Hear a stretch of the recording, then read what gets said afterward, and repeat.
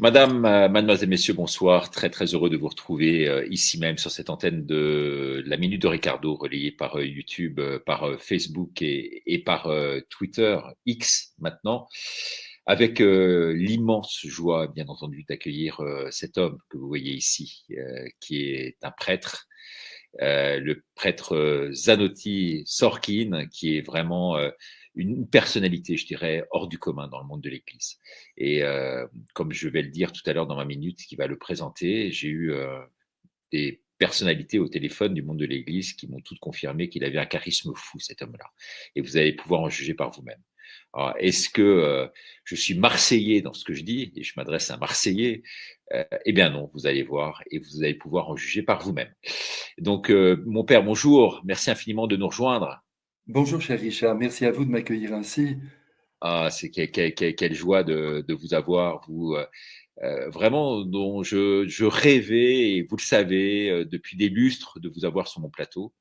Ça a été difficile, le temps a été long pour vous convaincre de venir, mais je sais qu'aujourd'hui vraiment il y a eu un créneau porteur et puis le moment semble opportun pour que vous puissiez nous annoncer un certain nombre d'actions qui seront les vôtres demain. Alors avant cela et en attendant que les gens arrivent, peut-être une petite question là. Vous êtes un peu abîmé là. Qu'est-ce qui vous est arrivé? Oui, oui, non, c'est trois fois rien. Je suis tombé cette nuit, j'ai glissé, c'est pas grave. Voyez, je voulais arriver parfait devant vous, ben, tant pis, c'est pas grave. Vous savez, de plus en plus, le verbe que je préfère, c'est le verbe recevoir. Non pas accepter, non pas désirer, non pas vouloir, mais recevoir, tout recevoir, y compris les éléments perturbateurs, les éléments qui viennent nous bouleverser, nous peiner. Cette nuit, donc, je suis tombé, mais c'est pas grave, je suis avec vous. Mais si vous voyez que je déraisonne, si je perds la boule, vous m'arrêtez. Oui, je crois qu'il y a peu de chance à ce niveau-là. Alors tout de suite, on va regarder, maintenant que le public est là, on va regarder cette minute que je vous ai consacrée et qui pose un peu le décor, je dirais, de cette émission. Regardez plutôt. Le père Zanetti Zorkin sera mon invité ce soir sur YouTube. Il parcourt inlassablement Marseille et maintenant Paris en soutane. Un prêtre playboy aux allures glamour, ancien chanteur de cabaret qui consacre dorénavant sa vie à Dieu. Il aurait pu avoir toutes les plus belles femmes du monde et pourtant c'est en Dieu qu'il a remis sa vie.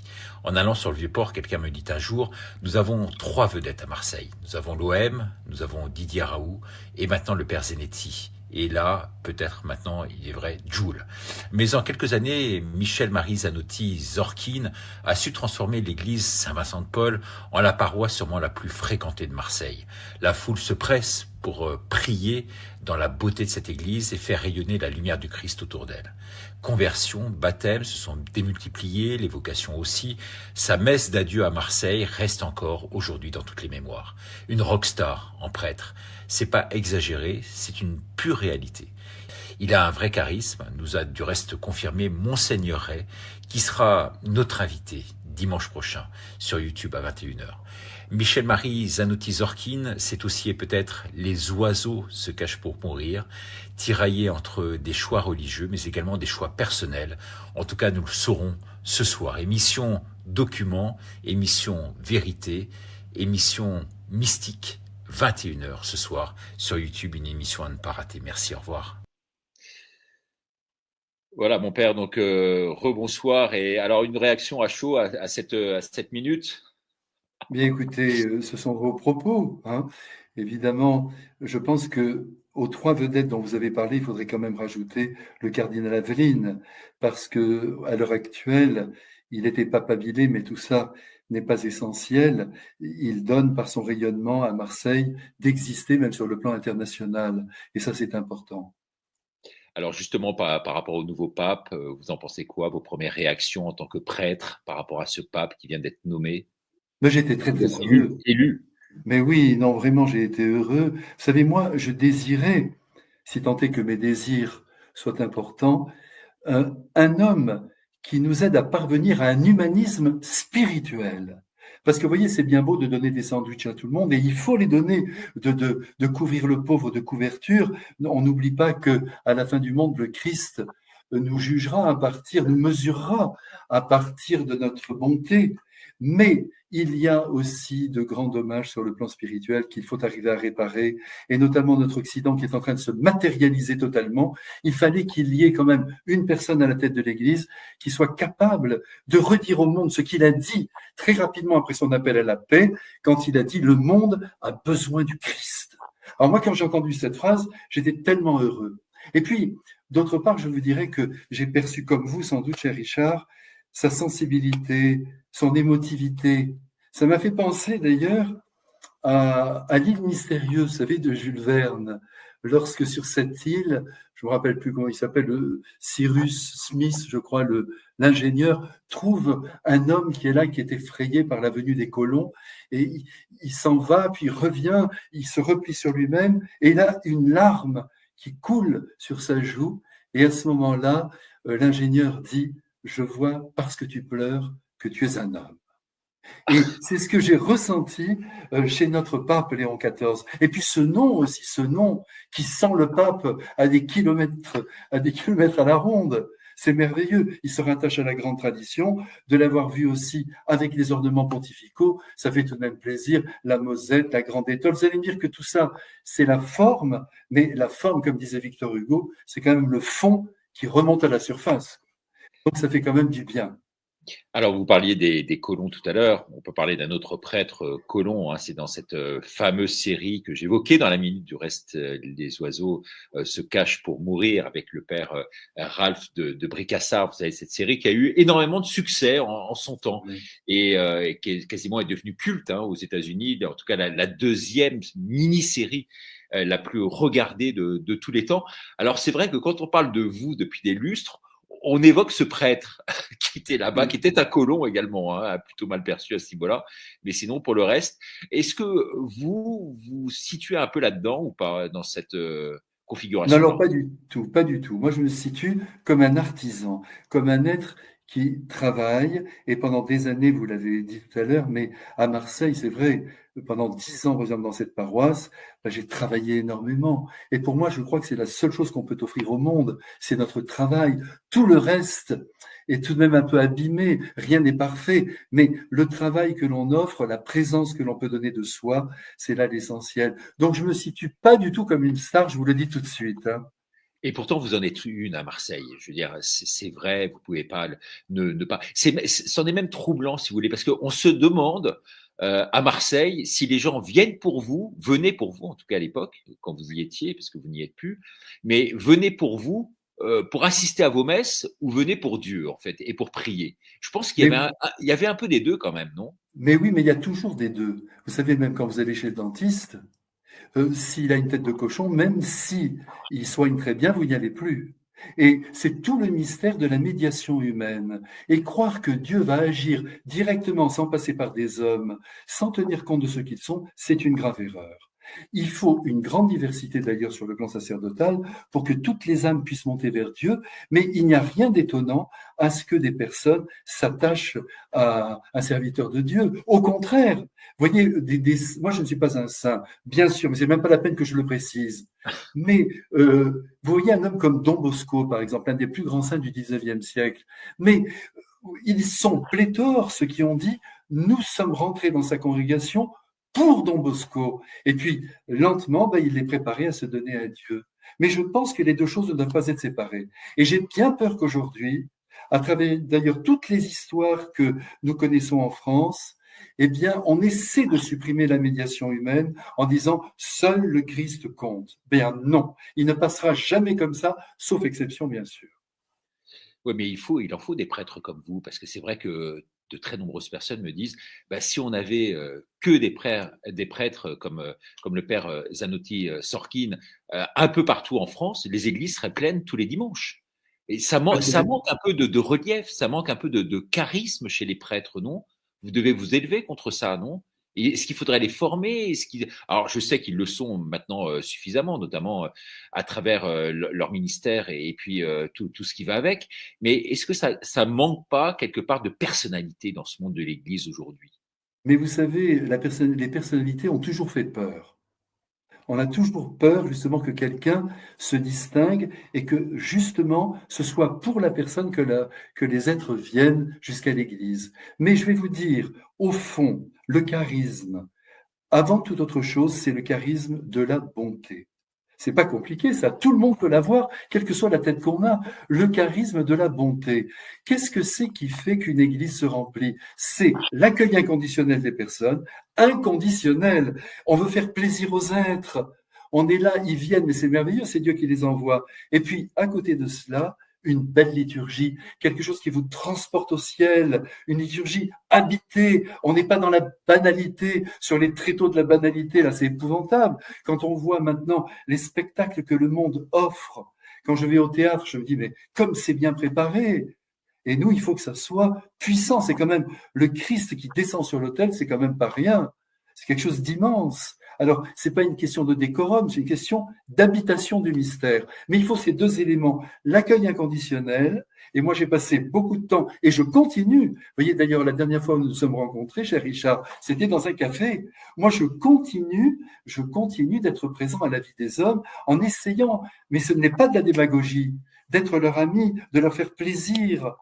Voyez encore ce matin, je prends un exemple ce matin. J'étais en train de prendre mon café tranquillement, car tous les matins, je passe 2 heures dans un café, c'est clair et net, tout le monde me voit, je travaille, je perds pas mon temps, mais je suis sans cesse dérangé. Mais c'est même pas un dérangement, on ne dérange pas un prêtre. Mais je suis heureux de leur parler. Et ce matin, il y a un homme qui est venu s'asseoir à côté de moi, il a voulu me payer mon café. J'ai dit non, non, non, non, je préfère payer moi. Mais enfin, c'est pas grave, il a payé. Mais il m'a dit, vous savez, moi je me suis éloigné de l'église parce que j'ai perdu mon petit-neveu à l'âge de 14 ans, et le prêtre nous a dit, Dieu l'a rappelé à lui. Vous voyez, il n'en faut pas beaucoup. Et ce verbe rappeler l'a bouleversé. J'ai dit, je suis ici pour réparer ça. Je ne suis pas d'accord. Ce verbe rappeler, c'est plus subtil que ça, le christianisme. C'est plus subtil que ça, la pédagogie de Dieu. J'ai dit, je viens ici pour réparer. C'est tout, vous voyez, mais c'est ça mon but. Mais l'accueil, quelqu'un veut faire baptiser son enfant, mais oui, on va le faire baptiser, pas tout de suite. C'est un long chemin, il va falloir faire toute une démarche. Mais oui, on va le baptiser. La personne veut se marier là, mes parents se sont mariés là. Ah non, vous n'êtes pas du quartier. C'est fini tout ça. Si on utilise ce genre de démarche, c'est fini. On froisse les personnes. Il ne faut pas les froisser. Et vous savez, on entre dans la vérité que par l'amour. C'est ça qu'il faut qu'on comprenne. Et dès qu'un prêtre vit cela, ça marche. Ça fonctionne. C'est pas la peine de dire, oui, il faut des grands dons, de l'éloquence, j'en sais rien, moi. Mais ce qu'il faut, au moins, c'est cette bonté, cet accueil inconditionnel et la liturgie. Alors, c'est cette bonté, vous avez même une bonté à revendre, cet amour fou que vous avez pour vos fidèles et qui vous le rendent bien. Peut-être parfois trop, non? Est-ce qu'il n'y a pas des débordements parfois? Est-ce que vous vous élevez contre cela ou vous arrivez toujours à tenir la bonne distance, en fait? Ah oui, oui, oui, non, ne vous inquiétez pas. D'abord, il y a beaucoup de gens qui ne m'aiment pas, hein. Il faut quand même Ah dire les bon? choses comme elles sont. Ah oui, oui, il y a quand même beaucoup de personnes qui ne me supportent pas, qui s'imaginent que je suis là pour moi. Vous voyez? Non, il ne faut pas se faire d'illusions, hein. Ce fameux succès dont vous parlez, il existe d'une certaine façon, je le vois à travers mes livres, à travers mes chansons, à travers mes disques, mais il y a des gens qui sont quand même très éloignés. Et ne vous inquiétez pas, parce que me connaissant bien, connaissant aussi ma misère, mes défauts, allons-y mes péchés, mes faiblesses, mes fragilités, tout ce que vous voudrez, je suis loin de me dire je suis au point, et donc c'est normal que l'on m'adule. Ne vous en faites pas, mais j'ai dû lutter, notamment dans l'Église, pas du côté du peuple. Parce que si quelqu'un vient vers vous et se jette dans vos bras, vous l'embrassez, elle est heureuse, il est heureux de vous donner ce moment et de dire vous comptez pour moi, mais c'est formidable. Mais c'est du côté de l'Église que c'est plus compliqué, du côté de la hiérarchie, du côté des prêtres. Ça, comme ils sont en réserve vis-à-vis de cela, ils sont toujours en train d'éteindre la bougie. Avec, vous savez, le sacristain, il avait le petit truc là pour éteindre la bougie au-dessus de l'autel. Mais en fait, nous allons mourir. Bon, ça, évidemment, je ne vous apprends rien. Mais on va mourir. Donc, avant, on donne un petit coup de main dans le style qui est le nôtre. Et moi, c'est ce que je me dis. Je dis, je vais mourir. Et donc, avant, quoi qu'on pense, quoi qu'on dise, je travaille. Mais vous êtes un peu un électron libre à vous écouter dans ce monde-là, un monde pourtant très, très hiérarchisé, très, très subordonné. Donc, ça doit être très difficile pour vous d'évoluer. Est-ce que vous avez eu des crises de foi, je dirais? Est-ce que vous avez une crise de votre vocation ou à un moment donné, vous vous êtes dit, bah, après tout, si je suis pas accepté dans ce monde-là, bah, j'irai confesser ailleurs, en fait? Non, parce que pour moi, ce qui compte, c'est le Christ. Et c'est cette fidélité à ce que le Christ a demandé. Vous savez, l'avenir de l'Église se joue sur la fidélité à ce que le Christ a voulu. Vous voyez, on dit trop facilement une parole de Jésus, le Christ est avec nous jusqu'à la fin du monde. Donc on n'a pas à s'inquiéter. C'est très dangereux ça. Oui, il est avec nous, mais il a dit aussi, trouverai-je la foi sur la terre quand je reviendrai. Vous voyez, donc, et puis il n'a pas dit je serai avec la France. Moi, c'est la France qui compte pour moi. Je suis là, c'est le petit périmètre, et je me dis qu'est-ce que je peux faire pour ce pays? Une action nationale, elle est compliquée, de plus en plus compliquée. Je le vois très très bien. Beaucoup de portes se ferment. Tout ça, je le vois dans l'édition, je le vois partout, tout simplement parce que je porte cette soutane, parce que je représente soi-disant un monde ringard, le monde du passé, le monde de la fermeture aux forces du progrès. Vous voyez, alors donc, mais assez rapidement, si on m'a vu un peu, on arrive, parce que je suis plus ouvert qu'eux. Si on arrive un peu à parler, les choses s'arrangent. Mais, si vous voulez, du côté de l'Église, il y a toujours cette réserve. Mais au fond, beaucoup de personnes, vous évoquiez la hiérarchie, de leurs membres, disent aussi, réussissez, on vous approuvera. En gros. Mais je ne me suis jamais dit, je pars parce qu'on ne m'aime pas. Parce que c'est arrivé, même c'est arrivé que des évêques me bloquent à tel endroit, très bien, c'est pas grave. Ça fait même partie de la panoplie de l'apôtre. On veut toujours que ça marche. Mais très souvent, le Christ a été contrarié. Alors, je ne me compare pas au Christ, mais ce que je sais, c'est que je dois lui ressembler. Et donc, si ça ne marche pas, si je suis criblé comme le froment, pour reprendre une expression de l'Évangile, eh ben je dis merci mon Dieu, quoi. Et puis j'attends que ça passe. Vous savez, tout est provisoire, euh, tout, tout change sans cesse. Même les lois iniques qui peuvent être adoptées, un jour ou l'autre, elles seront renversées. Les empires sont renversés. Moi, je m'inquiète pas. Ce que pense Monseigneur un tel, mais évidemment, ce serait très présomptueux de ma part de ne pas l'écouter. Mais il faut que j'aille au-dessus de cela, et je pense qu'il serait d'accord si je le lui disais. Vous voyez, je vais quand même éteindre mon téléphone, vous voyez, il faut que ça s'arrête un peu. Je ne sois qu'avec vous, parce que ce sacré téléphone, vous voyez, il vient toujours se mettre au milieu de la vraie relation humaine. Voilà. Catastrophe. C'est vrai que vous avez cette ouverture d'esprit que d'autres n'ont pas, sûrement dû à votre passé, à votre famille également, parce que vous êtes petit-fils d'un grand-père, en tout cas, je crois, du côté maternel, Oui. qui était un immigré russe hein, de confession juive, qui est à Paris, arrivé à Paris donc au début du XXe siècle, donc quelqu'un qui vous a Profondément marqué, oui. ouais, qui vous a profondément marqué. Et donc, ces origines diverses et variées, ça vous enrichit en quelque sorte. Hein, c'est bien cela.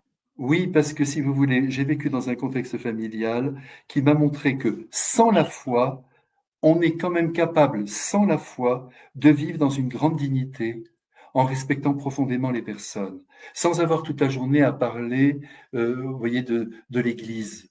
Moi, je trouve ça extraordinaire. Aujourd'hui, on a l'impression que si on n'est pas catholique, j'ai pas dit catho car j'ai horreur de ce mot, parce que on n'arrête pas de nous enfermer, les cathos, les homos, les francs-macs, et tout le monde est content. Non, moi je ne suis pas content du tout. Moi je ne suis pas catho, je suis un ami du Christ. Voilà, et je le sers au sein de l'Église catholique, que je crois être l'Église qu'il a créée. Mais en vivant dans un contexte de grande qualité, parce que chez nous c'était quand même de qualité, ma mère je l'ai perdue jeune, mais autant que je m'en souvienne, elle était extrêmement douée, mais en même temps très humble. Elle vivait ce que l'Évangile demande. Mon grand-père était aussi un homme de grande bonté, mon père également. Mais aujourd'hui, on dirait que c'est réservé au monde des catholiques. Mais c'est là qu'il y a une erreur profonde. Alors comment on en arrive là? Le petit reste qui tient tout et tous les autres ont perdu. Mais c'est tous les autres, c'est les 99 brebis de l'Évangile. Il faut s'en occuper parce que vous savez que Pascal a dit le peuple pense juste. Alors bien sûr, il est manipulé, mais si on parle avec les membres du peuple, on voit qu'ils pensent juste. Mais il faut les rencontrer. Et aujourd'hui, le problème de l'Église, Enfin, le problème du monde, parce que c'est ce monde qui m'apporte, c'est qu'il ne voit personne. Parce que vous savez, même dans les rues, on croise très peu de prêtres, très peu de religieuses. Ça, c'est quelque chose. Alors, moi, vous savez, c'est pas parce qu'on a une soutane qu'on est parfait, hein. Loin de là, ça se saurait, hein. Et il y a des prêtres en civil qui font un boulot sensationnel et qui marquent les gens. Mais quand on est en tenue, une religieuse, un prêtre, dans la rue, vous devenez l'homme de la rue. Vous existez pas seulement pour votre communauté, vous existez pour tout le monde. Et si quelqu'un veut vous cracher dessus, c'est très bien, il s'est passé quelque chose. Et si quelqu'un veut vous parler, comme ça m'arrive, les deux cas, qu'on me crache dessus ou qu'on me parle. Mais c'est formidable, il s'est passé quelque chose et Dieu est encore présent au cœur de la société. Parce que le prêtre, quand même, c'est l'image vivante du prêtre, de Dieu dans la société, même s'il est imparfait. Vous pensez alors ça c'est assez surprenant, qu'on peut vous cracher dessus quand même? Ben, c'est Euh, arrivé, c'est c'est a- c'est arrivé. arrivé? Mais bien sûr, mais ça n'est pas grave. Je vous le dis, ça n'est pas grave. C'est une personne qui est blessée et il faut essayer de se maîtriser pour ne pas répondre par la violence. Mais ça, c'est le Christ. Mais vous voyez, l'autre jour, tout près de chez moi, quelqu'un m'a croisé, un homme déjà peut-être de 55 ans, 60 ans, et il m'a donné un grand coup d'épaule en passant, mais très très fort. Je me suis dit, mais cette violence. C'est pour ça que le monde est complètement divisé à l'heure actuelle, hein. On colle des étiquettes sur tout le monde. Et si ce n'est pas l'Église qui apprend le pardon au monde, parce que le monde est pour la guillotine, mais si on n'apprend pas, si c'est pas nous qui essayons d'imiter le Christ en disant dépassons les dossiers, allons plus loin, eh bien le monde ne progressera pas. Même si on a un très bon pape, parce qu'on a un très bon pape, j'en suis sûr, mais ça ne suffit pas, parce que les grandes réformes se font par la base, pas par le haut. Ouais. Alors, vous parliez tout à l'heure du secret de votre réussite, notamment à Marseille, où il y avait tant de monde, notamment, et je l'ai dit dans la minute, hein, au moment de votre messe d'adieu, qui était très, très spectaculaire. Du reste, France 5 en a fait une émission avec vous. Alors, quels étaient les secrets de votre réussite? Alors, vous le disiez, effectivement, une très belle liturgie, mais il y a aussi la musique, hein, derrière tout ça qui compte énormément, et puis votre voix. J'invite vraiment les téléspectateurs. Alors là, pour des questions de droit, je ne sais pas pourquoi, mais bon, à chaque fois, ici sur YouTube, on me sucre les émissions parce qu'on dit que j'utilise en fait des extraits d'autres émissions dans lesquelles les droits en fait ne me sont pas attribués. Mais je sais que, alors là, je savais pas s'il fallait que je reprenne ou pas, mais en tout cas, il y a des très très bons morceaux de musique qui sont les vôtres, car vous êtes un chanteur également. Vous avez cette voix, une voix forte, une voix chaude, une voix puissante, et puis vous avez un passé, je dirais, artistique de troubadour même, puisque pendant tout un temps, il fut un temps en tout cas où vous avez chanté, je crois, dans les cabarets parisiens avec Tino Rossi notamment. Non, c'est bien cela? Non, si vous voulez, je suis arrivé à Paris, j'avais à peine 20 ans, hein. Ça faisait partie un peu de mes grands projets, mais je vous assure que c'était déjà pour le Christ. C'est pas facile, c'est quand on a 20 ans, il faut évidemment mûrir, et je vois que j'ai pas beaucoup mûri, même aujourd'hui encore. Je ne serai stabilisé que là-haut, si je monte, et je vais monter, mais ne soyons pas trop pressés. Mais j'ai rencontré Tino Rossi à Monte-Carlo. Ça m'avait marqué, j'avais 19 ans. Et il m'a entendu chanter, il est venu vers moi, mais vous imaginez ce qu'était Tino Rossi à l'époque, hein, c'est-à-dire 300 millions de disques vendus. Il était âgé. Marinella. Oui, il avait, si vous voulez, il était âgé, mais c'était la star, on ne pouvait pas imaginer. Il passait à la télévision régulièrement. Donc pour moi, je sens encore sa main sur mon épaule. Il a mis comme ça sa main, il m'a dit, il faut partir à Paris, il faut faire carrière, je vais vous présenter mon impresario. Et alors moi, évidemment, vous savez, ça me gazait tout ça, hein, mais c'était pas du côté de la réussite. Vous voyez, c'était du côté de l'impact. Et même quand j'ai été prêtre, on me l'a beaucoup reproché, ça par moment, de chercher le grand nombre. Mais moi, je répondais toujours, mais si Saint Paul n'avait pas voulu le grand nombre, si tout le monde était là, oui, ma petite communauté, l'essentiel, c'est qu'on grandisse ensemble. Non, il faut que ça se déploie. Et donc, c'était mon idée. Je m'étais dit, je vais essayer ce chemin de la carrière artistique, et puis par là, je convertirai toute la France. Bon, c'était loupé, mais c'est pas grave. Mais en tout cas, j'ai travaillé pendant 8 ans, comme ça, tous les soirs, tous les soirs. Et je vais vous raconter une petite chose, Richard, qui va vous amuser, mais c'est que sur mon piano, à côté de mon piano, j'avais mis une petite statue de la Vierge en ivoire, toute petite comme ça. Elle était là sur le petit rebord, je chantais. Alors, très souvent, les gens téléphonaient, ils voulaient être à côté du piano. Vous pouvez les comprendre. Ça dépendait de l'endroit où j'étais. Quelquefois, j'étais dans des grands cabarets, ben là, c'était autre chose. Mais là, j'aimais beaucoup aussi ces pianos-bars le long de la Seine. Alors, j'avais ma petite Vierge qui était là. Et puis, très, très souvent, mais des centaines de fois, je l'ai tournée comme ça vers les gens qui étaient à côté, des amoureux, par exemple. Je leur dis, ce soir, c'est pour vous. Jamais quelqu'un m'a dit je suis athée, ou alors je me disais, mais il n'y a pas d'athéisme. Vous voyez, mais seulement, évidemment, je n'étais pas un professionnel de Dieu. J'étais là dans mon rôle de musicien. Les musiciens, c'est toujours un peu à part. Mais si vous voulez, j'ai aimé cette humanité. Je l'aime toujours. Et quelquefois, même dans le métro, vous voyez, pourtant tout le monde se plaint, tout le monde est serré. Je les regarde tous. Je me dis, celui-là, même le pauvre, il a un papa, il a une maman. Et je les aime. Je veux les aimer. Et vous voyez, c'est aussi simple que ça. Vous me demandez mon secret. Mais d'abord, je vous dis, je ne veux pas du tout me situer dans le sens de la réussite. Parce que j'échoue aussi beaucoup dans mes contacts, dans ce que j'essaie de faire. Tout n'est pas dans cette lumière de réussite, mais j'essaie au moins de donner cette présence aimante, miséricordieuse, compréhensive. Parce que vous voyez, cette fameuse miséricorde dont tout le monde parle, c'est pas un coup d'éponge, quoi. C'est vraiment une recréation. Le petit qui est là, quoi qu'il ait fait, allez, on repart. Et c'est cette image, à chaque fois qu'il me dit, vous savez, j'ai fait quelque chose quand même de grave, même si la personne ne se confesse pas, et puis je leur dis, mais rien n'est grave. Allez, on va repartir. Et en effet, rien n'est grave. Tout finit par se renouveler. Et c'est cette attitude profonde d'humanisme spirituel. Vous voyez, quand vous me demandiez du pape, moi je voulais que ce soit un mystique. D'ailleurs, vous avez employé vous-même ce mot, je vous en remercie. Il faut qu'on soit des mystiques. Il n'y a que ça d'intéressant. Vous voyez, parce que sinon tout le reste, je vous dis, ben, c'est aura des pâquerettes. Mais qu'est-ce qu'on va devenir après la mort? Qu'est-ce qu'on va devenir? C'est quand même ça le cœur de l'affaire. Et il faut qu'on comprenne il y a que l'amour, parce que tout le reste n'est que vacuité, en quelque sorte. Mais voilà, et puis vous voyez même tous les honneurs, vous voyez même ces histoires de cardinaux. Et Dieu sait si je les respecte, puisque sinon il n'y a pas de pape. Et puis il se donne beaucoup de mal, et j'ai vu justement comment Monseigneur Aveline se fatigue, se tue à la tâche. Je l'ai entendu l'autre jour, il disait « j'ai hâte de rentrer à la maison » parce que vraiment, c'est sûr qu'à Rome, il devait y avoir un stress immense. Mais même le pape, là maintenant, dit « voilà, il est le pape, on est cardinal ». Mais qu'est-ce qu'on en fait de tout ça? Parce que, voilà, maintenant, on dit, le pape Léon XIV, il est formidable, c'est vrai, il est formidable. Mais on va voir maintenant ce qu'il va faire. Parce que autre chose est la fonction, autre chose, même si elle est presque sacramentelle pour lui, autre chose est l'œuvre. Et l'œuvre, c'est peut-être 2 enfants qu'on a fait, avec sa femme qu'on adore, ben c'est une belle œuvre, mais ça vaut de l'or.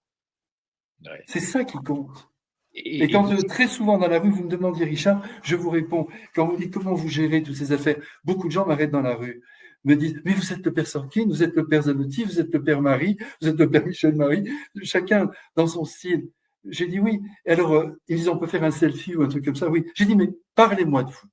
Je dis tout de suite ça. Parlez-moi de vous. Et à ce moment-là, très souvent, ils me disent, mais qu'est-ce que vous voulez que je vous dise, moi? Je suis marié. Je dis, mais c'est formidable. Vous voyez, mais, et c'est pas de la démagogie, hein, mais je le crois. C'est ça qui est grand. Il faut mettre en avant les êtres. C'est pour ça que, vous savez, tous ces hommages qu'on rend aux grands hommes, même au moment de leur mort, etc. Tout ça, il y en a beaucoup qui le mériteraient, qui ne l'ont pas. Et vous, c'est un chemin de foi, c'est un chemin vers Dieu, c'est un chemin vers le Christ, vous le dites, qui vous a conduit et qui a conditionné votre vie. Est-ce que vous ne dites pas à des moments donnés, finalement, je suis passé à côté de ce que vous venez de dire, c'est-à-dire à côté d'une famille, des enfants, une femme, que vous pouvez serrer dans vos bras, ce que manifestement vous n'avez pas pu faire. Est-ce que ça, c'est pas un regret pour vous quelque part? J'ai plein de femmes, j'ai plein d'enfants. Je vous dis ça un peu comme ça, mais c'est la vérité. Et quand j'arrive le soir, vous savez, le célibat, c'est pas facile, bien sûr, hein. C'est pour ça qu'il faut être extrêmement indulgent avec toutes les fragilités affectives.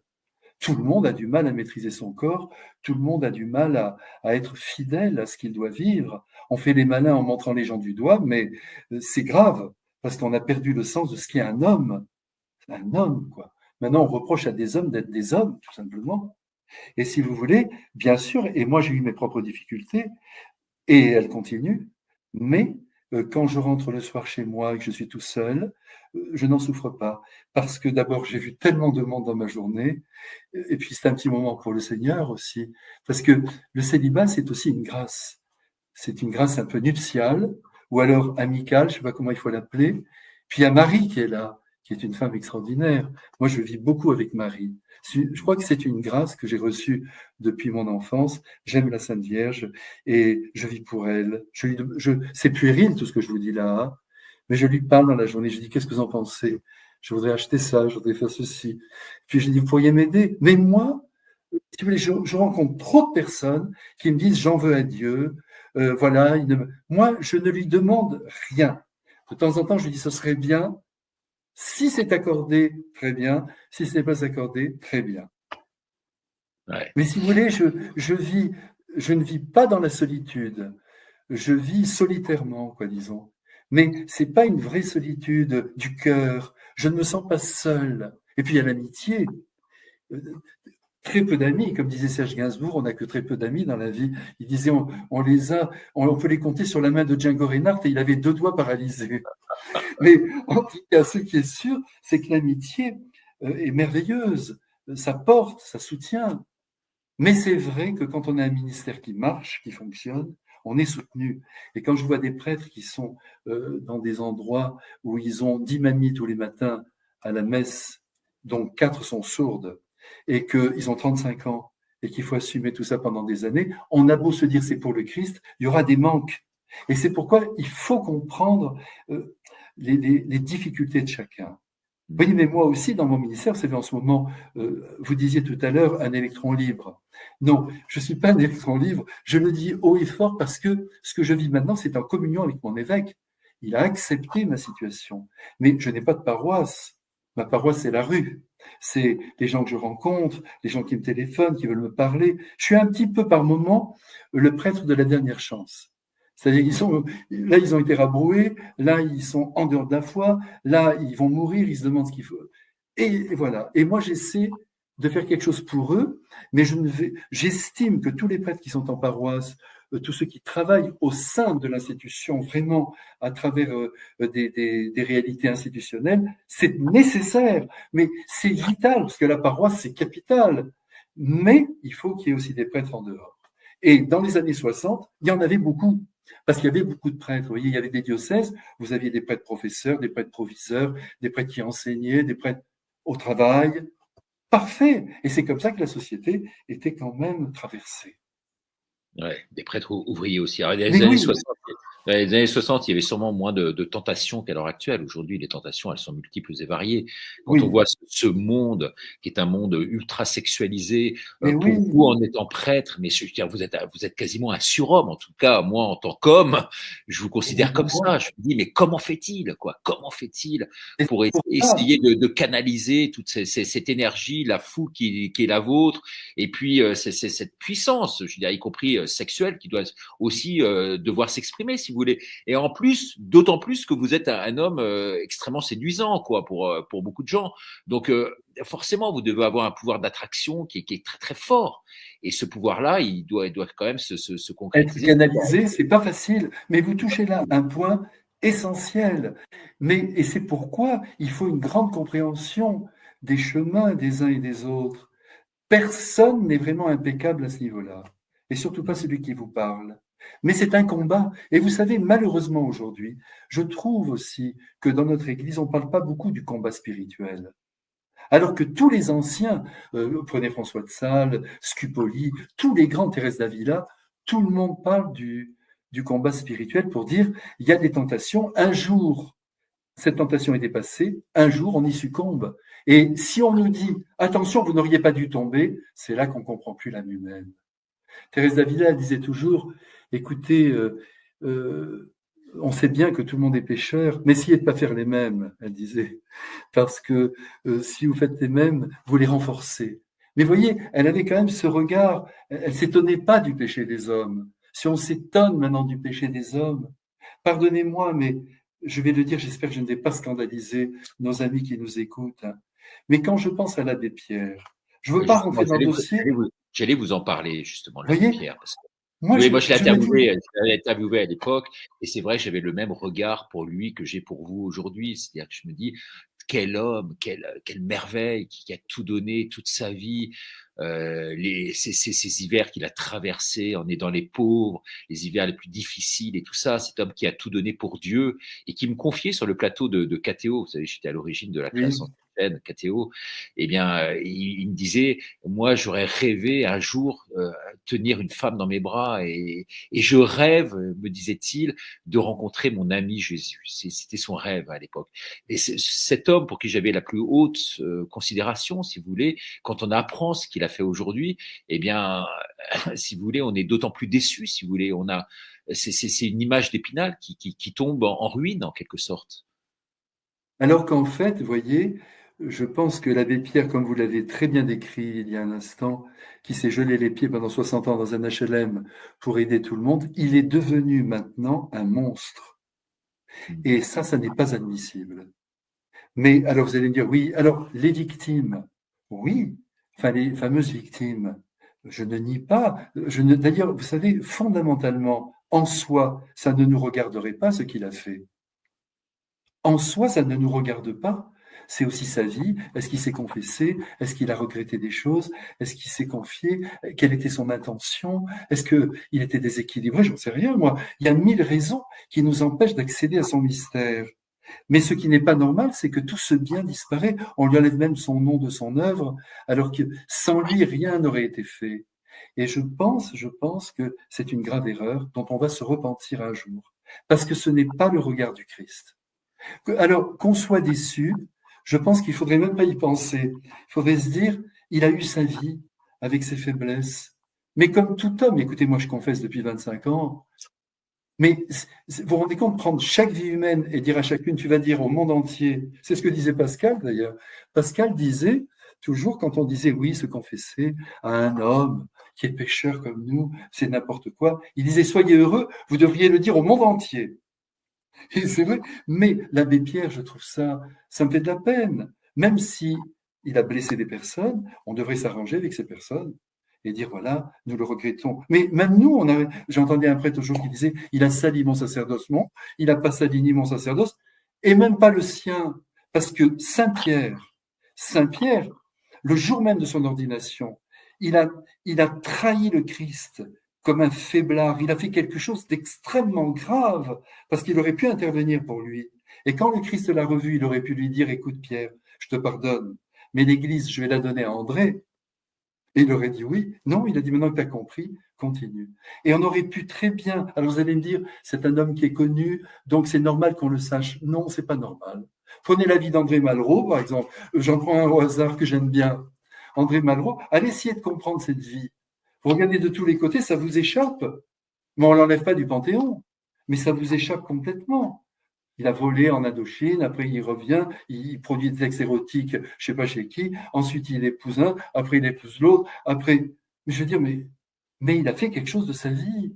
Mais ce fameux côté où tout devrait être impeccable, nous sommes impeccables, toi tu ne l'es pas, et je te montre et je te montre à la face du monde, moi je trouve que c'est dommage. Et ce n'est pas faire une insulte aux victimes, parce qu'on peut vraiment les aider et vraiment se mettre à genoux devant elles et leur donner tout ce qu'elles veulent, mais ne pas détruire un homme.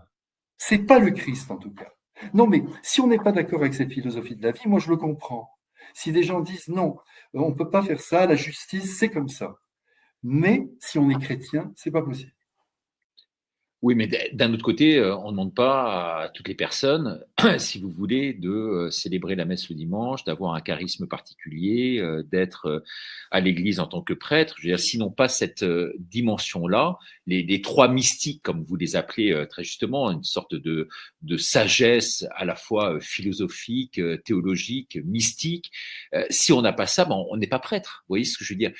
Si on enrobe ces trois mystères-là, on peut le devenir, mais on peut démissionner également, si vous voulez. Vous voyez ce que je veux dire? Si on a des faiblesses qui sont outre mesure, mais on ne peut pas s'ériger en tant que icône, en quelque sorte. Je ne parle pas de vous, hein, je parle de l'abbé Pierre, Oui, par oui. exemple. Et puis ensuite, apprendre quelques années après sa mort, Ce qui est assez surprenant du reste, hein, parce que je suis quand même Mais étonné non, que mais ça soit révélé 15-20 ans après sa mort. On dit oui, c'est les traumatismes, l'oubli, le truc, et c'est remonté à la surface. Alors, sur toutes les personnes, comme par hasard, c'est remonté à la surface le même jour, hein, au même moment, au même temps. Bon, c'est quand même extrêmement curieux comme processus. Mais d'un autre côté, je me mets du côté des victimes, quoi. Quand on accorde sa confiance à une personne comme ça, aussi charismatique, célèbre, et un prêtre de renommée mondiale, eh bien, on est en droit de s'attendre à ce qu'en retour, il y ait une certaine forme de pureté de l'excellence de sa part, si vous voulez. Vous voyez ce que je veux dire? oui, je partage votre point de vue, mais il ne faut pas perdre la dimension humaine de la personne et la possibilité pour cette personne d'atteindre à une grande sainteté à travers ses chutes. C'est pas le parcours sans faute qui est attendu, c'est d'être capable d'aller plus loin, de prendre conscience de sa misère et de, de la dépasser. Vous voyez, Bernadette de Lourdes, elle disait toujours, Bernadette était intelligente, elle était illettrée mais intelligente, elle disait, je n'aime pas beaucoup quand on présente les saints comme des gens qui n'ont pas fait de péché, mais qu'on montre comment ils sont montés vers Dieu. Et je pense qu'aujourd'hui, même c'est un témoignage qui est merveilleux, quand le dépassement de la fragilité. D'ailleurs, je ne sais pas si vous avez fait cette expérience, mais vous avez vraiment fait quelque chose de négatif. Je sais pas, vous avez été haineux à l'égard de quelqu'un, car c'est quand même ça, au-delà de cette histoire du corps, le plus grave, c'est quand même la dureté de cœur, la méchanceté, la cruauté, c'est quand même ça le plus grave. Il faut bien mettre les choses en place. Toutes ces histoires de corps, oui, ben c'est des débordements de ce que vous disiez tout à l'heure, de cette humanité difficile, qui est en proie à de grandes difficultés pour arriver à gérer ce composé humain qui est l'âme et le corps.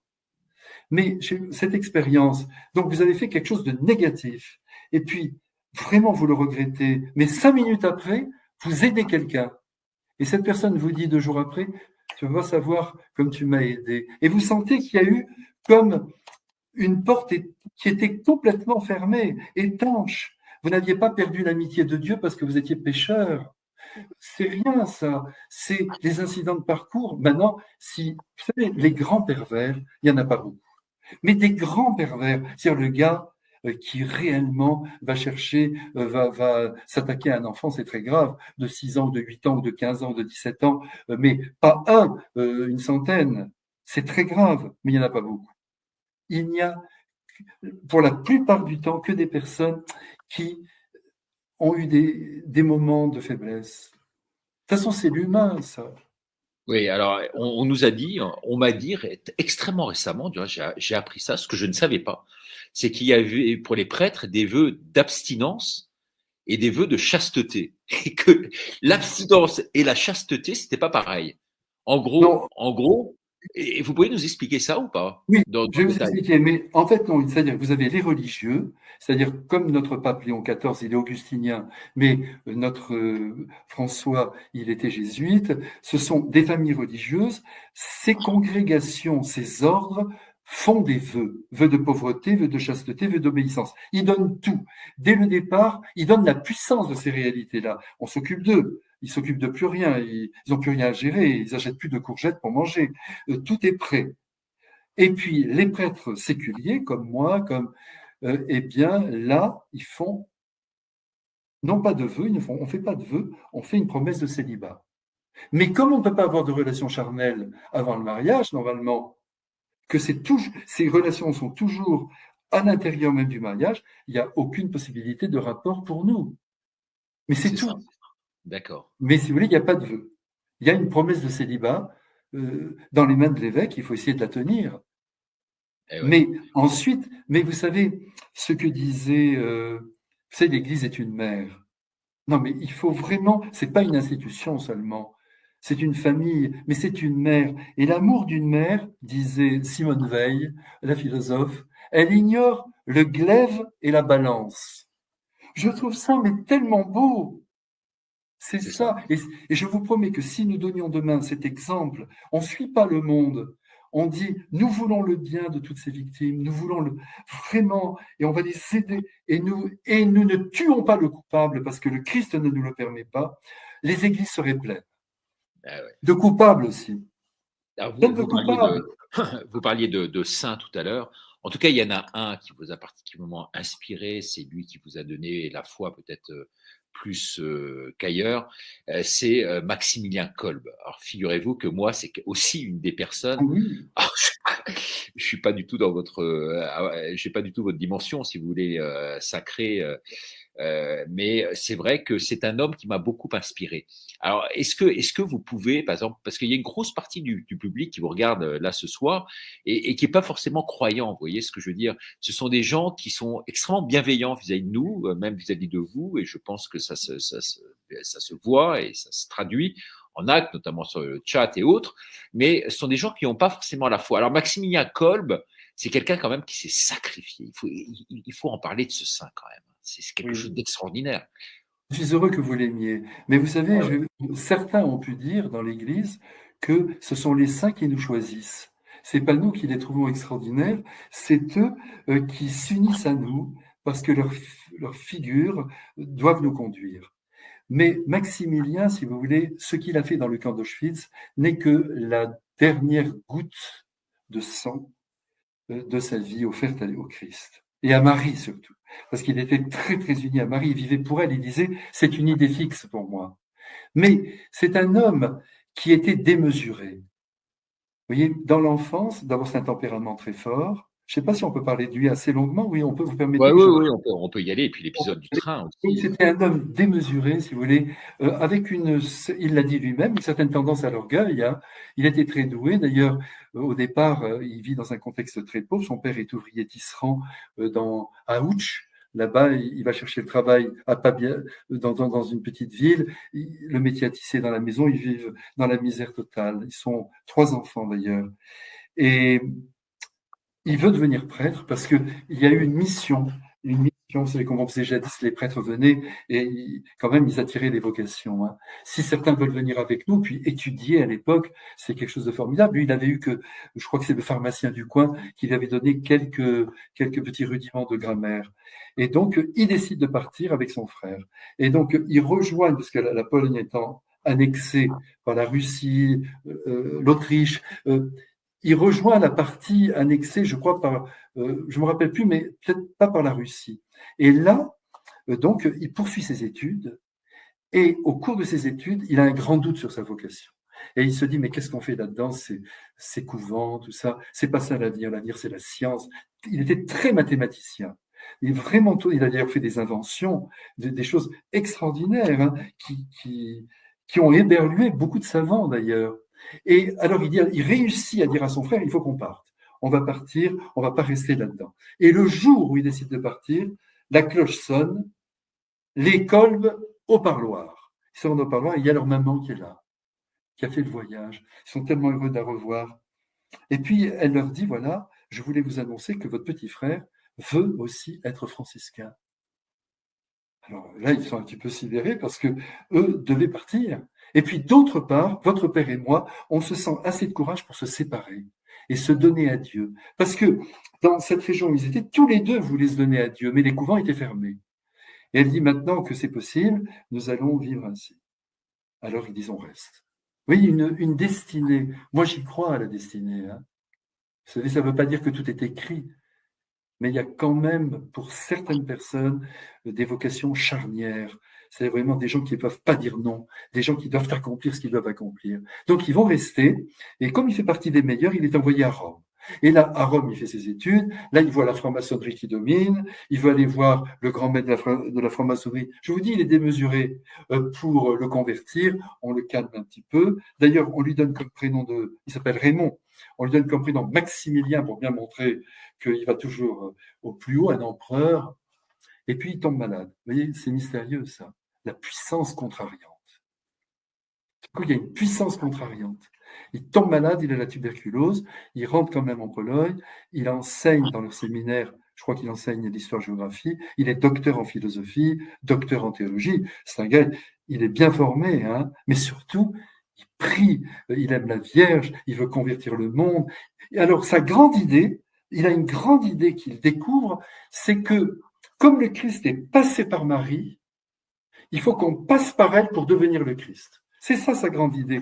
Il faut qu'on soit accouché par elle pour on soit le Christ et qu'on puisse le donner au monde. Et donc, si les êtres se consacrent à elle, se donnent à elle, ils vont devenir le Christ. Alors, il pousse tout le monde à se consacrer. Ça va être sa vie, il va créer une grande milice. Il est un peu militaire, hein, mais je vous dis, son pays est envahi. Donc, par exemple, pour lui, la médaille miraculeuse, c'est une balle. Vous voyez, il faut envoyer cette balle. Il croyait même enfant qu'il allait devoir se battre matériellement avec des armes pour Marie. Et puis le prêtre qui s'occupe de lui dit non, on va convertir ce vœu qu'il avait fait dans la récitation d'une prière et il l'a dite chaque jour. Alors si vous voulez, il va grandir là-dedans malade, il est très gravement malade. Et sur lui, il a toujours son ordonnance qu'il sort de temps en temps pour dire regardez, il ne faut pas que je porte de poids, il faut que je fasse de la chaise longue, mais si je fais tout ça, et il n'est pas mort de ça d'ailleurs, à 48 ans seulement. Et puis, il se dit ce qu'il y a de plus grand pour notre temps, c'est la presse. Et donc, il demande la possibilité à ses supérieurs de se lancer dans cette aventure. Et en effet, au début, il fait un petit journal, 20 pages, c'est lui, il le fait tout seul, il y a pas mal de fautes, on le critique, mais il dit c'est pas grave, et il avance, et puis les vocations arrivent. Et il va fonder ce fameux grand couvent à côté de Varsovie, qui s'appelle Niepokalanów, la cité de l'Immaculée, en un seul mot, comme Disneyland, si vous voulez. Et là, il va inventer un lave-vaisselle géant, d'ailleurs, mais il avait dit, le cimetière, faites-le petit, on sera tous dispersés. Alors ça, vraiment, c'était saisissant. Mais il y a tout. Et puis, il y a des boîtes à idées partout, que tous les frères mettent leurs idées. Mais il fait prendre des cours d'avion à ses frères. Quel est l'évêque aujourd'hui qui fait faire des cours d'avion à ses prêtres il faudrait, je sais pas, qu'ils inventent quelque chose pour transporter, je ne sais quoi, ses revues. Lui, c'était ses revues, mais maintenant, je sais pas ce qu'il faudrait transporter. L'amour. Et donc, si vous voulez, il va grandir comme ça dans le développement, parce que c'est que son ordre contenait 1000 membres, et lui, il en fait rentrer 700. C'est un tempérament fort, mais très bon. Comment vous donner un petit exemple tout simple? Par exemple, il voit que la bure d'un frère est déchirée, et dans la nuit, à quatre pattes, il va près de son lit, prend la bure et il la lui coud. Oui, c'est le supérieur général de cette affaire. Et puis, il veut aller plus loin, donc il demande au Père général, laissez-moi partir dans un pays d'Extrême-Orient. Il faut vraiment que l'évangile... Donc il part au Japon. Lui, il a des problèmes avec l'évêque là-bas, l'évêque le tense, il souffre, mais il disait, quand ses jambes flageolaient, il disait Marie, simplement Marie, et tout de suite il allait bien. Et puis, il est accusé de faire pousser son ordre sur des racines théologiques faussées, notamment cette insistance sur Marie. Donc, il est vendu au Père général par un prêtre. Le Père général le destitue. Il se retrouve membre de la communauté qu'il a fondée. Et il accepte humblement. C'est ça, Maximilien Kolbe. Et puis enfin, il est de nouveau nommé à côté de Varsovie, à Niepokalanów, où là, il dirige les 700. Et puis, évidemment, les nazis étaient intéressés par l'imprimerie qui était gigantesque.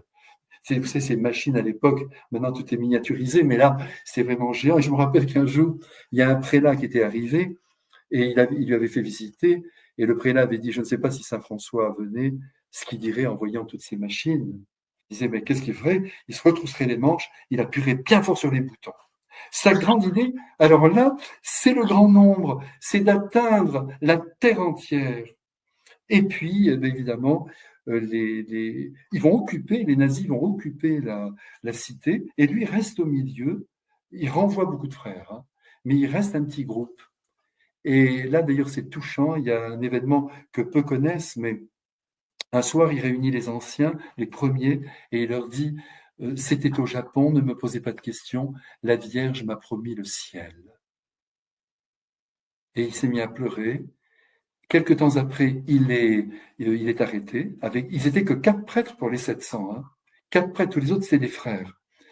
Et il est arrêté. Et là, c'est très beau. Il y a d'ailleurs son jeune secrétaire qui veut partir avec lui. Non, la Gestapo dit non, tu es trop jeune. Et puis il y en a un qui file, moi je les aime, ces humbles, ces oubliés, il file à la cuisine, il prend un bout de pain, du beurre, il fonce, et dans l'attraction, il lui jette comme ça le bout de pain avec ce bout de beurre, et puis il se tourne vers lui, et puis Maximilien lui dit, ne t'inquiète de rien, Marie s'occupe de tout et se préoccupe de tout. Et puis, il est arrêté, il veut garder son habit. Il veut garder son habit, on le frappe. Même les Juifs qui sont avec lui le supplient. Enlève ton habit, ils vont te tuer.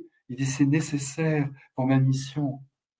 Tu sais, c'est des gens très entiers, très critiqués. On disait de lui, il veut aller sur la Lune avec une pioche. Mais vraiment, on se moquait de lui. Mais lui, mais il était admiré aussi. Hein. Et puis donc, il est déporté à Auschwitz. Là, il est obligé de revêtir l'habit des déportés. Et là, on l'appelait le petit père à Auschwitz. Il ne va rester que 3 mois, hein, parce que il souffre énormément. Bien sûr, il doit construire le mur du four crématoire. Et alors, avec sa brouette, on le roue de coups comme il est prêtre. Ils sont terribles avec lui. Hein. Tout le monde l'appelle le petit père, alors que lui appelait Marie la petite mère, Mamouchka. Et donc, je me dis toujours, il est devenu Marie. Et je vais simplement, je pensais pas vous parler de lui, mais je suis tellement content, c'est tellement plus important que tout ce que, pour ma part, je peux faire dans ma vie. Je me rappelle, il y avait un garçon déporté qui était là, un nazi lui dit, prends ce jeune qui est là par terre, il faut le conduire, il faut le porter au four crématoire. Il avait le ventre ouvert, la tête en sang, un spectacle épouvantable, tous ses intestins à l'extérieur. Et alors, le jeune qui avait une vingtaine d'années, il était terrorisé. Et là, il entend une voix, le père Kolb qui était là, qui lui dit, prends-le, mon frère. Alors, il l'a pris par l'arrière, le père Kolb l'a tenu par les jambes, et il entendait Ave Maria, gratia plena, Domine. Il entendait, il savait pas qui c'était. Il l'entendait prier la Vierge Marie derrière. Et puis, quand il est arrivé devant le four crématoire, ils l'ont posé, et il s'est tourné vers ce jeune, et il lui a tendu ses mains comme ça, pleines de sang, et il lui a dit, et le Verbe s'est fait chair, et il a habité parmi nous. On ne peut pas aller plus loin que ça. Alors, ensuite, il y a ce fameux jour où un des prisonniers s'échappe, parce qu'il travaillait au champ. Il y en a un qui a réussi à partir. Mais il y en a eu pas mal hein, qui ont réussi à s'enfuir. J'ai connu une religieuse comme ça, qui est sortie un jour de Noël par la porte. Et elle avait rencontré Maximilien Kolb. J'avais longuement parlé avec elle, et il lui avait dit, la prochaine fois qu'on se voit, c'est au ciel. Alors je lui avais dit, vous avez de la chance. Un saint qui vous dit, oh non, non, non, non, il faut faire attention. Elle m'avait dit. Alors, notre bon père Kolb, donc il y a ce gars qui s'échappe, on l'a retrouvé après la guerre, c'est un pâtissier de Varsovie. Et évidemment, les nazis avaient dit, si on ne le retrouve pas en 24 heures, 10 d'entre vous seront pris pour être placés dans le bunker de la faim. Parce qu'il y avait plusieurs manières de mourir. Il y avait ceux qui mouraient debout, on les serrait les uns contre les autres, sans pouvoir, et donc évidemment, ils s'effondraient. Et puis, il y avait ce fameux bunker de la faim, où là, on les enfermait tout nus, et là, ils buvaient leur urine les premiers jours, puis après, ils attendaient. Et là, ce qui est saisissant, c'est que quand ils sont entrés, donc 10 se sont choisis, pas le père Kolb. Et lui, il sort, parce qu'il y a un homme qui se met à crier, ma femme, mes enfants. Vous voyez, ce souci de ce quotidien d'amour, ma femme, mes enfants, que vont-ils devenir? Et là, il sort, il va devant le commandant, et il lui dit, qu'est-ce qu'il veut ce cochon polonais? Et il dit, je suis prêtre catholique, je veux mourir à la place de cet homme. Et là, ce qui est saisissant, c'est que ce numéro, je ne sais plus, 16 670, si ma mémoire est bonne, son numéro a fait obéir le commandant du camp. Il aurait pu dire, reste avec nous, tu feras le 11e. Non, ils se sont changés. Ils ont été, et à ce moment-là, je sais que c'est un sergent de l'armée à qui il a prolongé la vie de 50 ans d'ailleurs. Hein. Il a dit, j'ai croisé ce regard d'amour, c'est quelque chose d'extraordinaire. Et alors, ils les ont mis nus, et puis il y a un nazi qui a dit, ils vont se dessécher comme des tulipes. Ah, donc, ils sont descendus, et là, dès qu'ils ont été dans le bunker, il a commencé à les faire chanter. Mais alors, quelque chose d'extraordinaire, et même les nazis étaient sidérés, mais ils chantaient, ils les faisaient prier, et puis il leur disait, ne vous inquiétez pas, vous allez revoir vos femmes. Toujours l'espoir. Ça, c'était grand. Et je sais que dans une pièce de Ionesco, si ma mémoire est bonne, il a beaucoup aimé lui aussi, Maximilien, et il lui fait dire, il y a un rayon de lumière sous la porte, et ils disent, mais qu'est-ce qui se passe, pourquoi nous sommes là, lui demandent les prisonniers, et il répond simplement, je ne sais pas à quoi vous répondre, ce sont des questions divines, mais ce que je sais, c'est que derrière cette porte, Jésus nous attend. Il sera le dernier à mourir. Ça aussi, c'est quand même quelque chose. Les uns et les autres, il les a sans doute confessés, bénis. Et puis lui, il est le dernier. Et là, ce qui est extraordinaire, c'est qu'il met, si vous voulez, vraiment en pratique une parole de Jésus. Ma vie, personne ne me la prend, c'est moi qui la donne. Jésus a dit ça. Et le garçon qui servait de traducteur aux Allemands, c'était un Polonais. Il est rentré, il a vu le père Kolb, il était accroupi, il a vu qu'il tendait son bras comme ça pour qu'on lui fasse une injection d'acide phénique. Mais au moment où il a tendu son bras, il n'a pas pu supporter cette situation, il a prétexté qu'il avait du travail, il a dit « Laissez-moi, j'ai du travail au bureau ». Et 5 minutes après, il est revenu et il a dit exactement ceci. Le père Kolb était sur ses genoux, plaqué contre le mur, les yeux grands ouverts, le visage comme en extase. Et c'était tellement fort qu'il l'a pris et il l'a mis dans une caisse en bois. Et il a essayé de le sauver. Mais le 15 août, fête de Marie, il a été brûlé. Il a été obligé de le donner. Et vous savez, on a retrouvé dans ses papiers une petite phrase où il disait « Mon idéal, être un peu de cendre jeté aux 4 coins de l'humanité pour la gloire de l'Immaculée. » Vous savez, quand on voit des vies comme ça, qu'on ait la foi ou pas, on se dit, ça vient de plus haut, quoi. Parce qu'il n'a pas réfléchi, le père Kolb. Quand il est sorti des rangs, il n'a pas eu le temps, mais il était mu complètement par Dieu. C'est ça qui compte. Et nous, parfois, on est mu 2 minutes par jour. Pas plus. On est généreux, on est tout ce que vous voulez. Mais tout à coup, Dieu se sert vraiment de nous. 1 minute, ça vaut de l'or. Et ouais, c'est magnifique la façon dont vous racontez cette histoire que je ne connaissais pas de bout en bout, en tous les cas. Je connaissais ce sacrifice pour les autres qu'il a pu faire, cette quête de vérité, cette amitié qu'il a eue pour ces gens, cette contemplation, cette prière, ce mystère de Dieu dont il était empli. Mais là, pour le reste, en tout cas, merci infiniment de nous avoir raconté ça. Et je pense que ça a passionné vraiment nos téléspectateurs. En tous les cas, on se dit depuis 1 heure en vous écoutant que vous, le hussard du Christ, comment on vous surnomme dans c'était Figaro Magazine, je crois que vous appelez comme ça, le hussard du Christ. Ouais, c'est formidable.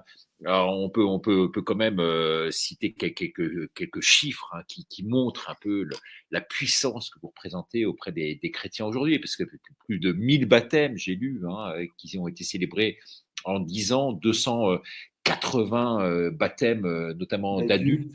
Vous devez vous féliciter justement de ce renouveau. Vous le sentez, vous percevez quand même ce renouveau de la foi, parce que même si, il faut bien le dire, il y a quand même, c'est très clair aujourd'hui, une certaine défiance vis-à-vis de l'institution, je dirais, vous voyez, notamment Vatican, et ça s'est traduit également pendant la crise du Covid avec l'ancien pape là, Bergoglio, qui appelait à se faire vacciner. Bon, je ne vous demanderai pas si vous êtes vacciné ou pas, ça ne me regarde pas, mais bon, voilà. Mais en tout cas, il y a une crise des chrétiens vis-à-vis de l'institution. Mais pour autant, c'est vrai qu'on voit à travers le Chartres, par exemple, où là, on l'a vu à Pâques, que les églises sont pleines, qu'elles revivent, qu'il y a une montée en puissance et que les gens recherchent des vraies valeurs à travers cela.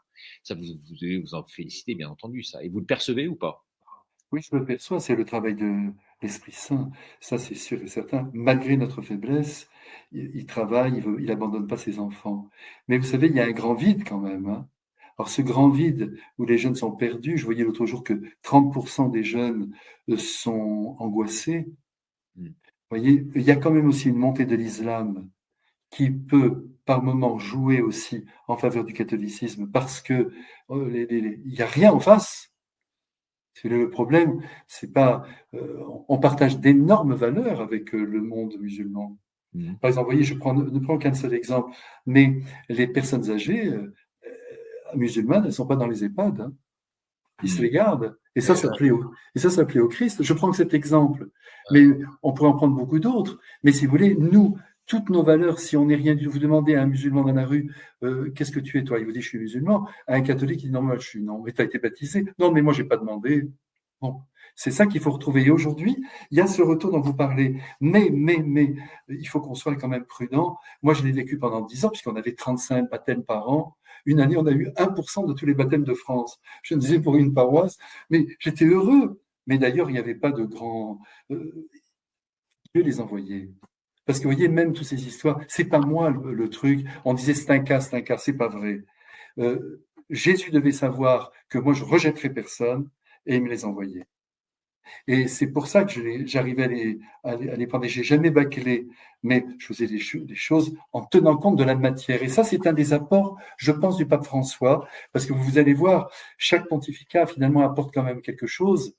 Et chez le pape François, il y a eu, je ne sais pas si dans les faits ça a été comme ça, mais il y a eu cette volonté de dire, ne projetons pas simplement les choses, principe, il faut que tout le monde vive la même chose, partons des cas. Parce que finalement, dans la vie, il n'y a que des cas. Et il faut pouvoir s'adapter au cas. Et ça, je crois que, par exemple, vous voyez, actuellement, pour être baptisé, il faut toujours 2 ans. Mais pourquoi 2 ans? Quelqu'un peut-être en 8 jours. Mais il faudrait qu'on soit très souple. Mais le système, l'esprit de système, il faudrait plutôt dire comme ça, c'est toujours dangereux. Le groupe aussi est dangereux. Ouais. Parce que, il faut quand même jamais perdre de ça. Mais le système, c'est ce qui reste, disait Barès d'ailleurs, maintenant que je pense à Maurice Barès, il disait, c'est ce qui reste quand l'âme s'est refroidie. Alors, c'est un peu fort, parce qu'il faut quand même qu'il y ait une structure, mais il ne faut pas la faire prévaloir. Ce qui est premier, c'est la personne.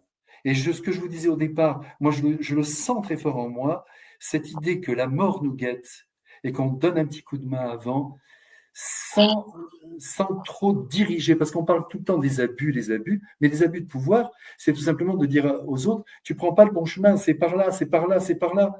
Mais Dieu a 1000 chemins qui conduisent pas seulement à Rome, mais au ciel. Vous voyez? Donc je crois qu'il faut une grande souplesse intérieure, l'adaptabilité aux situations. Je sais pas, moi, il y a des gens, vous voyez, ils se sont mariés 3 fois, mais quand vous regardez de près, ils n'ont pas eu de chance. Peut-être une fois, ils auraient pu faire mieux, mais je suis pas en train de dire le mariage, je sais pas quoi, c'est important. Je ne nie pas la grande. Moi, si quelqu'un me dit, voilà, j'étais marié, ça n'a pas marché, mais je veux rester fidèle à ce sacrement, je me mets à genoux, je lui embrasse les pieds, je dis c'est très bien. Mais si l'autre me dit je peux pas vivre seul et j'ai rencontré quelqu'un de merveilleux, eh ben on va voir. Vous voyez, mais de ne pas absolutiser le chemin humain. On est des petits pauvres sur cette terre. Oui, on sent beaucoup d'humilité dans tous vos propos, en tous les cas, et je pense que sur les 10 personnes qui nous regardent, sur les dizaines de milliers de personnes qui nous regardent, je pense qu'il y en a 3000 qui vont dans votre sens, et puis 7000 qui étaient au départ, si vous voulez, assez hermétiques, hostiles à ce que vous avez pu dire, et puis finalement, qui progressivement, au fil de cette émission, se sont ralliés, en tous les cas, à vos propos. En tout cas, c'est le but du jeu, que vous puissiez aider à convertir donc toutes ces âmes qui sont en déshérence aujourd'hui. Alors, il y a beaucoup de gens qui croient dans l'ésotérisme, dans des théories un peu éloignées, dans le bouddhisme, qui se réfugient dans des croyances assez obscures et variées. Et pour autant, ils devraient donc revenir vers ce chemin qui est le nôtre aujourd'hui. C'est quand même un signe que l'homme est fait pour la vie surnaturelle. Pas seulement pour avoir une belle bagnole et puis vivre ici-bas. Vous voyez, on construit quelque chose qui va s'arrêter. Non, mais quand on y pense, non seulement l'histoire du monde, mais par notre propre mort. Moi, je pense que si vous voulez, j'aime pas trop ce mot de réussite mais disons l'accomplissement, voilà. L'accomplissement de la foi sur la terre, c'est que tous les hommes retrouvent la source de leur être, ne peut se faire que par la volonté de suivre les préceptes du Christ strictement.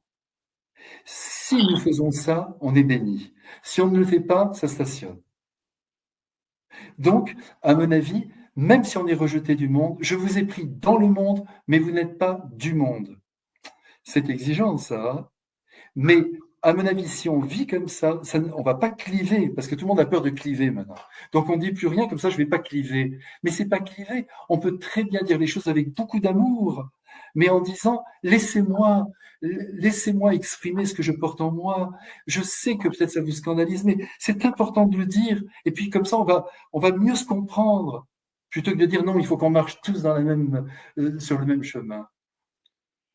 C'est formidable, en tout cas, d'être venu vraiment participer à cette émission. Vous qui êtes C'est ma un joie. prêtre, un homme libre, un véritable apôtre, on l'aura bien vu et mesuré aujourd'hui, vivant comme vous le faites, immergé dans ce monde, Et éloigné fragile.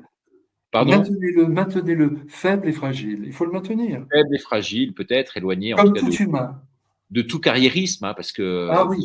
vous auriez Alors pu là, être facilement évêque, cardinal, peut-être même pape, hein, alors, on ne sait moi en tout jamais. cas, Et pourtant, on sait que c'est pas ah, votre c'est vœu. pas du tout ça. Et d'ailleurs, je ne sais pas, je suis très heureux pour eux. Je suis très content. Mais moi, ce n'est pas comme ça que j'ai vu mon chemin. Mais malgré moi, si vous voulez, ce qui était important, c'était cette œuvre à réaliser, cette œuvre, c'est un peu prétentieux, mais cette présence, quoi, du Christ. Moi, c'est ce qui compte. Le reste, de toute façon, quand je vais fermer les yeux, je me dirai, oh là là, je n'ai pas fait grand-chose. J'ai connu un prêtre, vous me pardonnez, je vous garde encore une minute.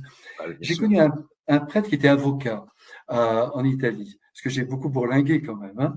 Et lui, c'était un franciscain, un type formidable. Il avait défendu des causes perdues, hein, des exilés, des gens qui valaient. Mais il était merveilleux. Le style du gars, pour vous donner un exemple, on allait rentrer pour la messe, il tapait sur l'épaule du prêtre président de l'Assemblée. Laisse-moi prêcher, j'ai une idée. Vous savez, personne ne veut prêcher. Hein. Tout le monde est là, on a bien préparé. Lui, il avait une idée, il veut la dire. Je trouvais ça formidable. Il m'a raconté ça. Il m'a dit, voilà, un jour, il tombe gravement malade. Mais alors, vraiment un truc de dingue. Il arrive à l'hôpital, et en Italie, vous savez, ils y vont direct avec les prêtres. Hein.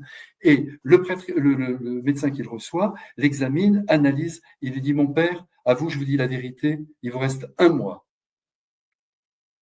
Il m'a dit, quand j'ai entendu ça, mais c'était un choc. Il m'a dit, malgré ma foi, malgré tout ça. Et il m'a dit, à ce moment-là, après 1 ou 2 jours où vraiment il était perturbé, il m'a dit, j'ai essayé de trouver dans ma vie un acte vraiment pur, où je n'ai rien retiré, ni orgueil, ni rien, mais vraiment, je l'ai fait gratuitement, j'en ai parlé à personne. Je ne suis pas arrivé à le trouver, il m'a dit. Il m'a dit c'était quelque chose d'épouvantable, je n'ai pas trouvé un acte. Il avait 80 ans. Et il m'a dit, alors j'ai dit au Seigneur, il n'y a qu'une seule solution. Si vous me sauvez, c'est vous. Vous allez me sauver, je me jette dans vos bras, mais moi, j'ai rien à mettre sur la table. Et il m'a dit, j'étais guéri. Et il m'a dit, depuis ce jour-là, je vois la vie autrement. Et c'est parce que nous faisons, mais c'est cet amour qu'on donne le plus gratuitement possible qui compte. Ouais. Alors vous m'avez dit, je vous accorde 1 minute. Si vous m'accordez 1 minute, moi, si vous m'accordez 5 minutes, on va juste terminer avec 2-3 questions très rapides. Hein. La première, c'est, on a l'impression qu'on donne vraiment de la confiture à des cochons, parce que quand on voit que vous aviez autant de public dans ces églises à Marseille et qu'on vous a enlevé de Marseille pour vous mettre au milieu de nulle part, dans la rue tout simplement, et faire votre Non, mais, apostolat. oui. Si vous voulez, public dans la rue sans être attaché à rien aujourd'hui, on se dit c'est pas possible quoi. Ça marche quelque part et on vous sort de là où ça marche alors que, vous voyez. Mais là, il faut quand même que je rétablisse un peu la vérité. Ah C'est bon. que, je vais vous dire, parce que quand j'ai fait 9 ans dans cette paroisse, que personne n'aurait abandonné d'ailleurs, moi, vous savez, d'abord, c'était quelque chose d'unique comme expérience ecclésiale. Mais il y avait tellement de monde que je pense, mais je ne sais pas que j'ai voulu me préserver, hein, mais je pense que je serais mort. Parce que je menais la paroisse comme au 19e siècle. Disons les choses crûment. Il n'y avait pas de réunion, il n'y avait rien. J'avais pas le temps. Donc, je confessais, je recevais, je vivais dans le quartier, je préparais les homélies, le dimanche, la messe, hein, les 40 enfants de chœur. C'était un truc. Et tous les soirs, je recevais jusqu'à 11h du soir, sans rendez-vous. Je n'ai jamais eu un agenda pendant 10 ans. Les gens que je rencontrais, venez me voir, mais il faudra attendre. 10 minutes, 10 minutes, 10 minutes. Et tous les soirs, pendant 10 ans, ça a été comme ça. Comme le curé d'Ars. Oui, au bout de 9 ans, j'ai dit à l'évêque de l'époque, je lui ai dit, Monseigneur, laissez-moi, je vais vous remettre un joyau, laissez-moi partir. Laissez-moi partir, aller vers ceux qui sont vraiment loin de la foi. Il m'a dit, bah, partez. Mais attendez, il y avait d'autres raisons derrière. C'est que, d'abord, il y a eu un grave problème, c'est qu'il y avait beaucoup de vocations. Ces vocations ont été refusées. Il faut dire la vérité. Et donc, à la suite de ça, je l'ai mal vécu. Je me suis dit, mais indépendamment de ça, c'est moi qui ai demandé, j'ai dit, laissez-moi partir. Il m'a dit, partez. Et puis, 3 semaines après, il m'a rappelé et il m'a dit, non, j'ai prié pour vous, j'ai prié pour le diocèse, j'ai prié pour moi, restez. Je suis resté. Encore une année. Et au bout des 10 ans, j'ai dit, maintenant, laissez-moi. Mais j'avais un projet qui n'a pas pu aboutir parce que je devais venir à la rue du Bac à Paris et confesser et dire la messe. Mais ils m'ont refusé pour engouement populaire. Alors que les choses, et c'est Monseigneur Di Falco qui m'a sauvé, qui m'a pris 2 ans au lot, où là, il y avait un monde fou, mais on s'est régalé. On a vraiment travaillé avec des retraites avec 400 personnes. Et puis ensuite, avec le temps, beaucoup de choses se sont abîmées. Mais je vous dis, avec Monseigneur Aveline, le lien est fait, mais je reste dans ce positionnement un peu particulier, donc un peu par ma faute, si je puis dire, hein, J'ai bien aussi. compris. On a bien compris. Mais voilà. Un physique d'enfer, une voix chaleureuse, nous dit cette personne, chaude et entraînante, une joie en tous les cas extrêmement contagieuse, qui est la vôtre aujourd'hui, des propos de qualité, en tout cas. Merci infiniment. Alors, on va faire juste une prière avec vous, si ça vous ennuie pas, exceptionnellement, parce qu'on l'a encore jamais fait sur cette antenne, mais pourquoi pas, où vous allez nous chanter a cappella un texte, alors pourquoi pas le Notre Père ou je vous salue Marie, comme ça on va mesurer la puissance de votre voix. Alors, Non, mais je préférerais, si vous voulez, cher Richard, si vous acceptez, que nous le récitions avec tout le monde. Parce que, pourquoi? À cause de Léon XIV, qu'il a fait pour la première fois avec la foule. Et je pense que c'est un beau cadeau. Si on prie pour tous les malades, tous ceux qui sont seuls, tous ceux qui nous écoutent ce soir, et ils seront sur nos lèvres. Vous êtes d'accord, Richard? Je suis tout à fait d'accord. Alors juste, si vous permettez, c'est un peu comme à la télévision à l'époque. Il y a juste un petit écran de pub de 2 secondes et on fait ça juste Avec après. joie. Pour terminer. Merci beaucoup. Alors, on va d'abord saluer Géopolitique Profonde, qui est l'un des sponsors de cette soirée, grâce à qui ces émissions ont lieu. Ce très beau magazine dont vous trouverez les liens ci-dessous, qui est une université à domicile. Donc, je vous encourage tous à vous abonner donc à cette revue qui, comme son nom l'indique, parle de géopolitique, avec ce lien très fort ci-dessous pour vous abonner. Vous avez les 7 derniers numéros. Et puis également le docteur Trotta, qui est extrêmement croyant, le docteur Trotta. Et je sais qu'hier sur cette chaîne, quand j'ai annoncé votre venue ce soir, il nous a dit « c'est formidable, j'adore ce type ». Et ce prêtre, en tous les cas, mais oui. Bon, on peut dire ça comme ça. Mais oui. Aucune connotation négative, bien au contraire. Et voilà, le docteur Trotta, lui, il a formé un petit laboratoire. On regarde ça dure 30 secondes de pub. % de retour positif. Le docteur Trotta a la particularité d'avoir développé son propre laboratoire alternatif en France. Radiologue et médecin diplômé des hôpitaux de Paris, il connaît mieux les pathologies que personne et y répond grâce à des savants dosages et des produits naturels qu'il a lui-même développés. Une vraie prouesse. Des compléments alimentaires, des produits sur mesure, une approche holistique. Il répond à toutes les pathologies. Par exemple, vous avez des problèmes de digestion ou de flore intestinale, ces probiotiques vous garantissent 3 mois d'immunité. Vous avez des soucis de sommeil, mais la Docta vous fera dormir comme un bébé. Vous êtes en période de ménopause, Medocta permettra de réguler toutes les chaleurs, fatigues et irritabilité. En allant sur son site et en tapant le code Santé Docta, vous avez 10% de réduction supplémentaire. Voilà. Après ces pubs, l'heure est arrivée de la dernière prière. Est-ce que vous permettez que je fasse une toute petite pub?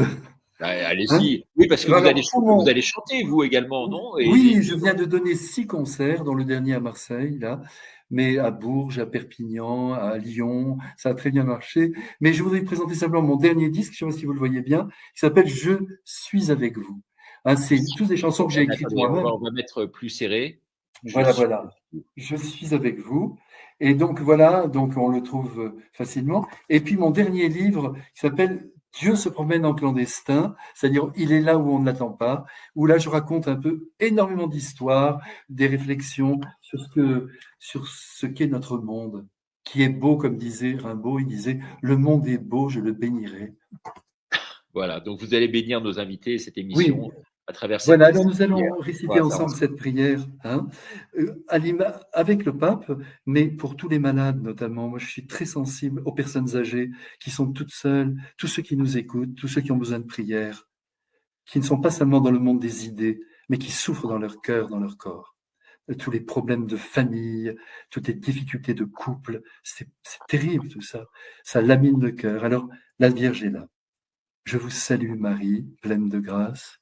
Le Seigneur est avec vous. Vous êtes bénie entre toutes les femmes, et Jésus, le fruit de vos entrailles, est béni.